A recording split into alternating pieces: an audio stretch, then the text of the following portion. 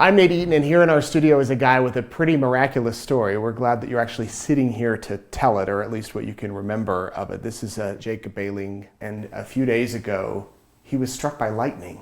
Mm-hmm. What do they say, like 1 in a million chances? I actually looked it up. It's 1 in like 15,600 get struck by lightning. But then the second time struck by lightning is like 1 in 9 million. Okay, so let's hope there's not a second time for you. Yeah. But maybe you can get a lottery ticket. Maybe the chances are better. Yeah. I'm not sure. Okay, so Jacob, you take us back. Take us back to the day. What were you doing? Where were you working? I was working in Mackie, but I don't remember the 2 days before I got struck. The 2 days? I don't technically remember the day I drove out, which would have been Sunday, or I don't remember Saturday. I don't know when I remember back to. So what day were you actually hit? I was hit Tuesday night, Wednesday night. Last Wednesday night. Yeah. Okay. And you just got out of Irmac yesterday. Yes. So you were in the hospital for 4 or 5 days. About 5. 5 days. What have you learned about what happened from your coworkers who were out there and from people that witnessed what happened? From the people that were out there that came and visited me in the hospital and told me what happened. And there's just a little bit of information here and there I've been told. That's all I know. And what have they told you? I was eating with my boss in his camper, and then I had left the camper to go to mine, which is just right next to his, and they heard a big bang or something. They looked outside. I'm on the ground right up against my truck next to my camper. They immediately come outside, check on me. I heard I was responsive for a little bit, and then I went unresponsive. And then I think that's when my boss started emitting CPR. And then one of my coworkers, Joel, he went to our job trailer and got a AED and called 911. And it's raining. They pulled me underneath my fifth wheel trailer, underneath the front, to do all this like medical stuff. Yeah, the CPR, the AED. There was a farmer just down the road. I haven't met him personally, but I think it's the same farmer we get our water from for our crusher, mm-hmm, to keep our dust down. And he apparently is a EMT too. So he saw the lightning, came over, checked it out, and he was, if I remember right, he is an EMT, and he was the first EMT on site. The ambulance came, they took me into, actually, I think this is on my phone, because they sent out a safety notification. Oh, really? I can read that off. Yeah. Let's back up a minute. Tell everybody what you were doing in Mackie. I was crushing rock. Okay, so you were out there for work. Yes. And how big is your crew?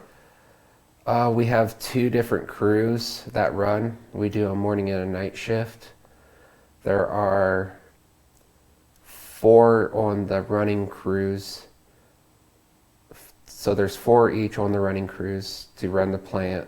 And then there's 2 split shifts that go between the 2 shifts, which is my boss and our QC, the quality control for the aggregate we make. Mm-hmm. And so that makes 10 of us out there. Okay. And do you remember, you probably don't because you told me you don't remember anything from that 2 days, but had they told you, was it like raining? Was it stormy? They told me that night it was storming and So raining. This was at the end of your shift. You were off. Yeah, I think I was on the morning shift, which is a 4 a.m. to 2 p.m. Night shift is 12 p.m. noon to 11 p.m. Okay. And What time of night was this? Was the lightning strike? I have no clue. Okay.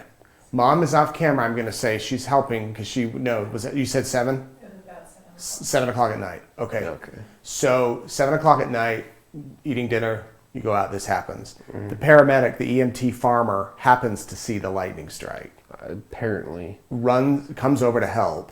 Yeah. And then who sends out the safety alert? Our safety director, Dee Dee, Okay. with H&K. So. And what did she say? So, let me find it real quick. No worries.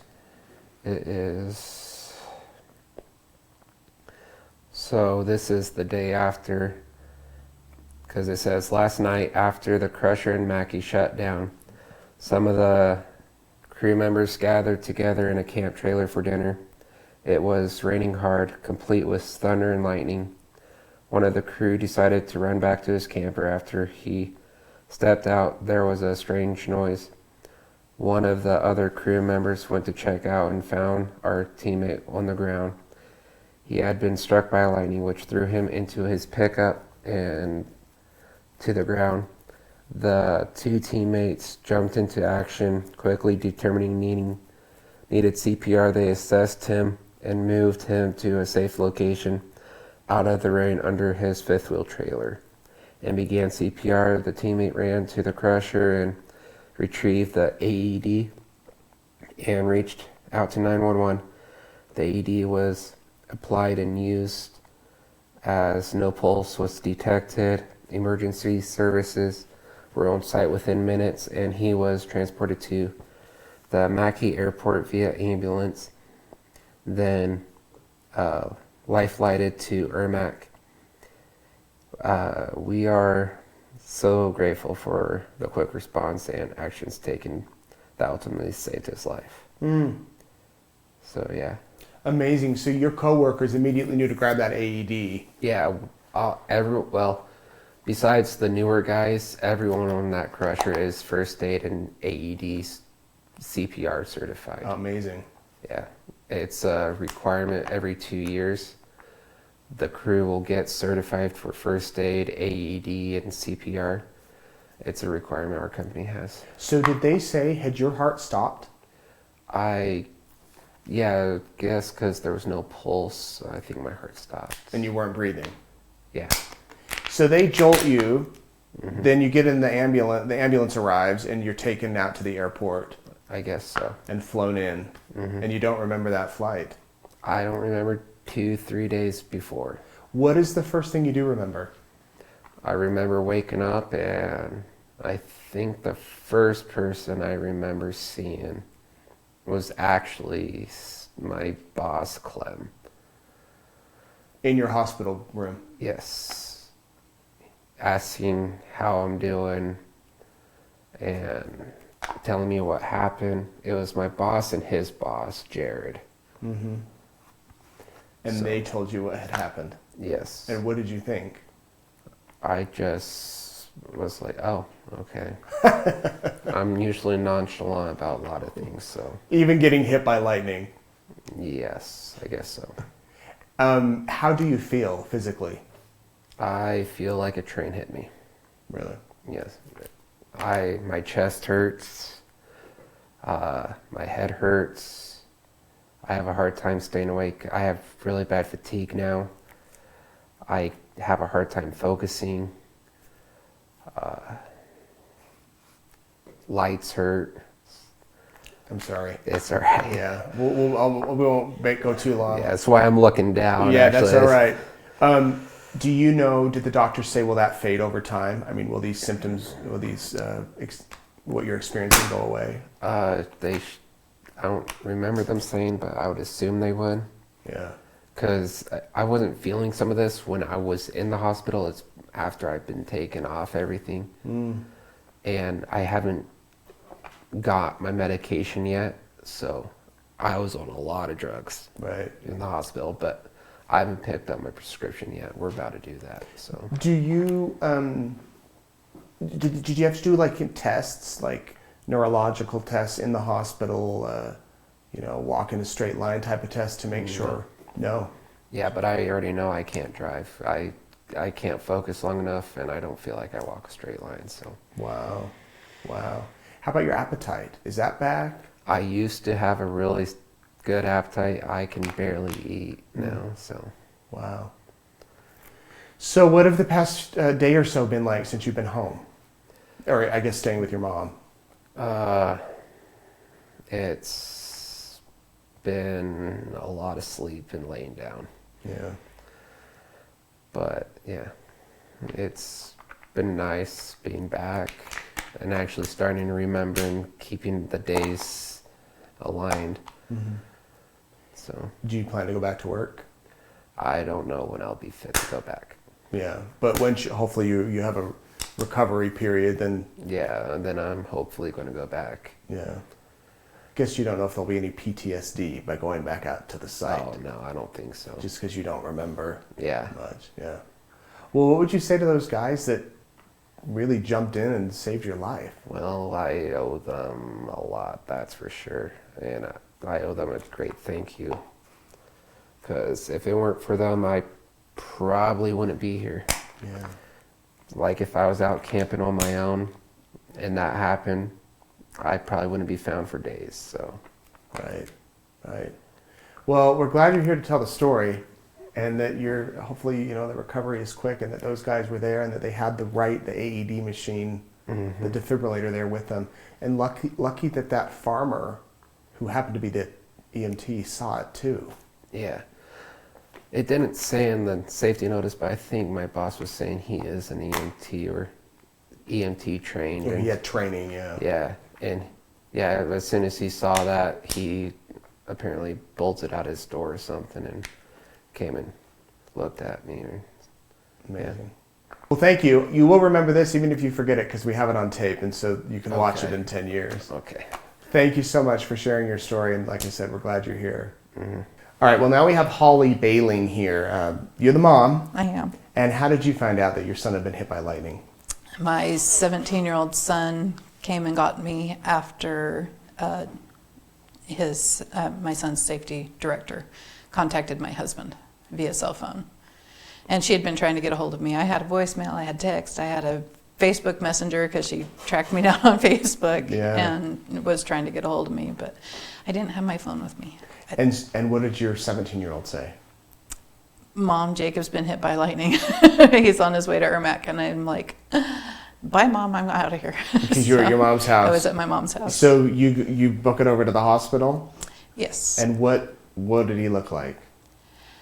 I didn't see him when he was first being rolled in.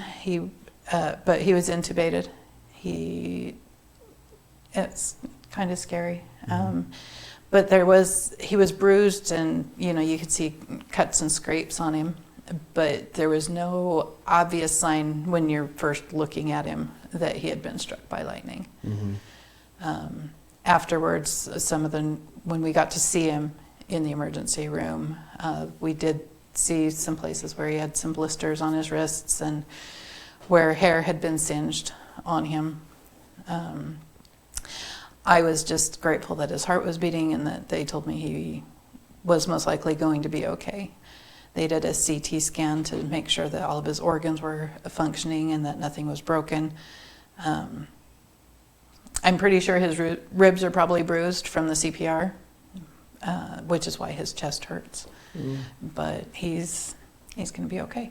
So when you hear your son's been hit by lightning, I mean, what went through your mind?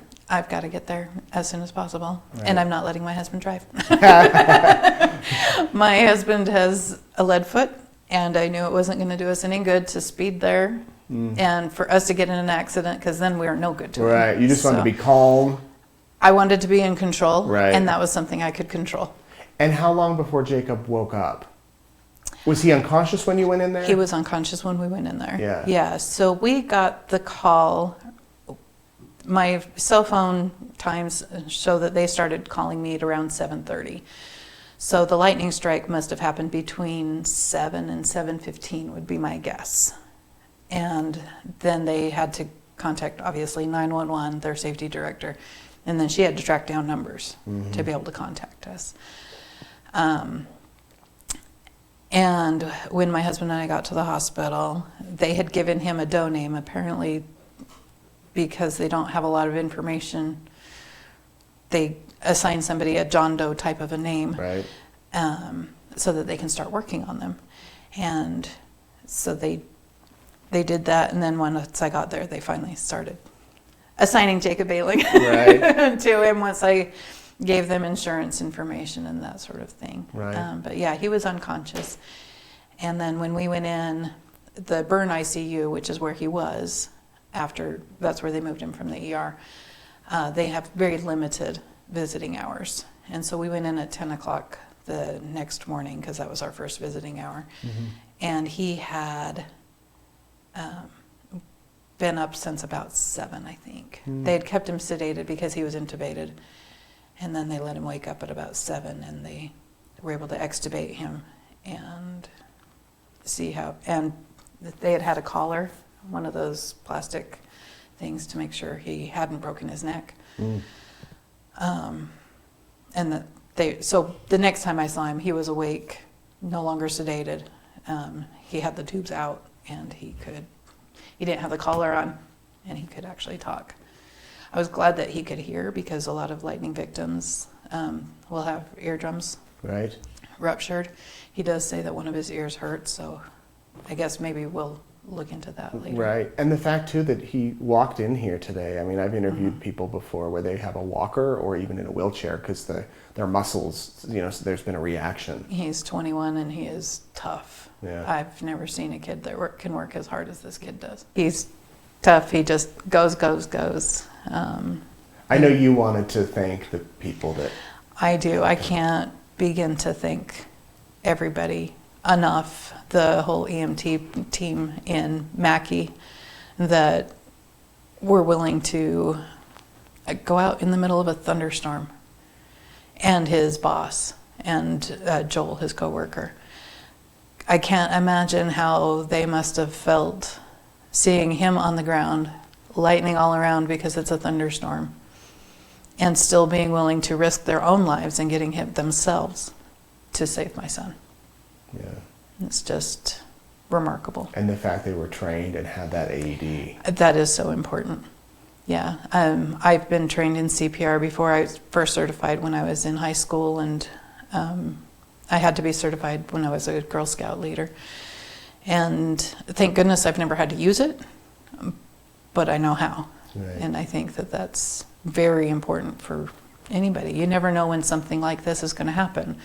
When are you going to run across to an accident or somebody having a medical emergency where they need that skill? Right.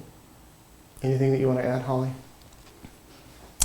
I can't thank people enough. I still have my son. Yeah. We're glad you do. We're glad you're here. Holly Behling and her son Jacob Behling. Glad he's here too. And we wish you all the best.